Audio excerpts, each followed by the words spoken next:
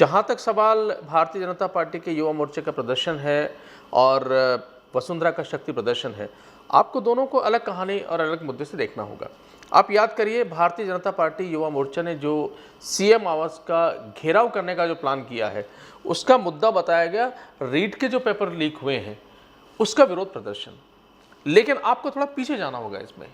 किरोड़ीलाल मीणा ने रीट के मुद्दे को लेकर सीबीआई जांच को लेकर दौसा से लेकर जयपुर तक बड़ा कुछ किया था, और जब उन्हें जयपुर में नहीं घुसने दिया गया तो वो टनल के बाहर आगरा रोड पर बैठे रहे और तकरीबन 12 दिन तक वो बैठे रहे। उसके बाद उन्होंने धरना स्थगित कर दिया और उस समय उन्होंने स्पष्ट रूप से कहा, क्योंकि उनके धरने प्रदर्शन के अंदर ना तो दौसा से लेकर जयपुर तक कोई भारतीय जनता पार्टी का लीडर गया।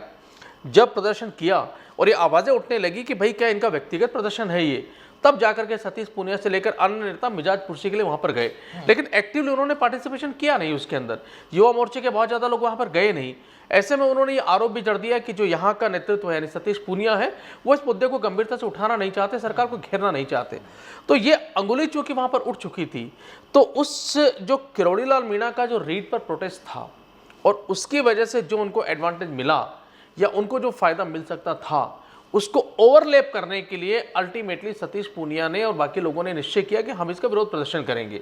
अब कोई ये नहीं कह सकता कि रीट के मुद्दे पर हम नहीं बोले, हम भी सड़क पर उतरे, हमने भी वाटर कैनन जो था उससे पानी खाया, हम भी गिरफ्तार हुए और हमने भी इसका विरोध किया। तो बेसिकली ये जो किरोड़ीलाल मीणा की जो राजनीति थी रीट के ऊपर, उस राजनीति को धोने के लिए भारतीय जनता पार्टी के सतीश पूनिया जो गुट है उसने ये सारा का सारा प्रदर्शन किया। उसी दिन, चूंकि उसी दिन वसुंधरा राजे ने अपना जन्मदिन भी मनाया था और उसका ऐलान पहले हो चुका था, और उसके बाद में कहा जा रहा है कि इन्होंने अपने घेराव प्रदर्शन की तारीख मुकर्रर की थी। बिल्कुल आपने सही कहा है, क्योंकि ये पहला कारण वो है जो किरोड़ीलाल मीणा का है। जो दूसरा कारण, क्योंकि ये डेट 4 के आगे पीछे हो सकती थी।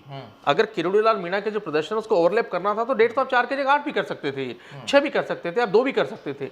लेकिन जब वसुंधरा ने घोषणा कर दी तो वसुंधरा, चूंकि देखिए ये बनी बनाई बात है कि भारतीय जनता पार्टी की राजनीति में वसुंधरा ने अपना एजेंडा छुपाया नहीं है। उसके जितने लीडर्स हैं, उनके जो सिपह सालार हैं, उनके जो फॉलोवर्स, वो साफ साफ कह रहे हैं कि अगर भारतीय जनता पार्टी को राजस्थान में जीतना है तो वसुंधरा के अलावा कोई ऑप्शन है नहीं। और ये ना तो ऊपर किसी को एक्सेप्ट है और ना ही सतीश पूनिया बाकी अन्य लोगों को एक्सेप्ट है।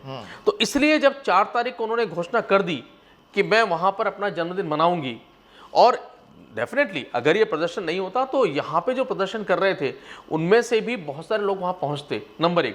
दूसरी बात, जो नहीं पहुंचते उनके ऊपर भी सवालिया निशान हो जाते। मान लीजिए सतीश पूनिया है, वो वहां नहीं जाते बर्थडे में, तो लोग सवाल उठाते कि क्या उनके जन्मदिन पर आप उनको शुभकामनाएं देना, इसका मतलब आपकी राइवल्टी है, आप शुभकामना नहीं देना चाहते उनको, आपको जाना चाहिए, है तो भारतीय जनता पार्टी के नेत्री वो।